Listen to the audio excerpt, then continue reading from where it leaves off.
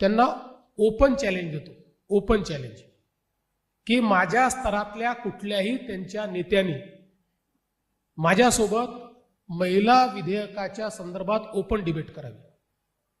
Open debate, की याच्यामध्ये काय चूक आहे, या पद्धतीत काय चूक आहे, याच्यावर ओपन डिबेट करावी. ते करणार नाहीत, करू शकत नाहीत.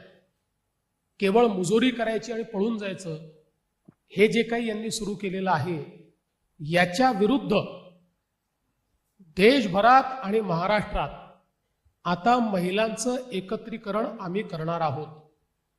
आम्ही ठरवलंय की अशा पद्धतीनं जर महिलांच्या अधिकाराची भ्रूण हत्या होत असेल तर त्याच्या विरुद्ध लोकशाहीमध्ये जनमताचा रेटा, ज्या दिवशी लक्षात येईल की आता महिलांना आपण तोंड दाखवू शकत नाही, महिलांना उत्तर देऊ शकत नाही, त्या दिवशी ही सर्व पक्ष वटणीवर येतील आणि महिला आरक्षण विधेयकाला हे मान्यता देतील.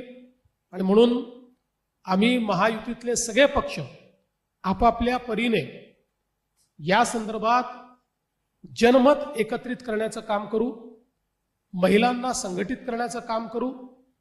महाराष्ट्रातनं 1 कोटी महिलांच्या सह्या या आम्ही गोळा करणार आहोत या बिलाच्या समर्थनार्थ.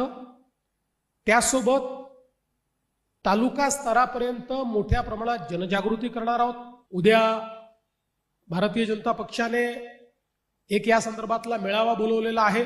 आमच्या मित्रांना देखील आम्ही तिथे निमंत्रित करू. सगळे पक्ष एकत्रितपणे आणि आपापल्या परीनं महिलांमध्ये जनजागृती करून महिला विरोधी चेहरा काँग्रेस, महाराष्ट्रामध्ये काँग्रेस, शरद पवार राष्ट्रवादी आणि उबाठाचा हा जो महिला विरोधी चेहरा आहे, हा चेहरा आम्ही उघडा करू आणि निश्चितपणे एक असा जनमताचा रेटा तयार होईल की मुकाट्याने या सर्वांना महिला आरक्षण विधेयकाला समर्थन द्यावं लागेल.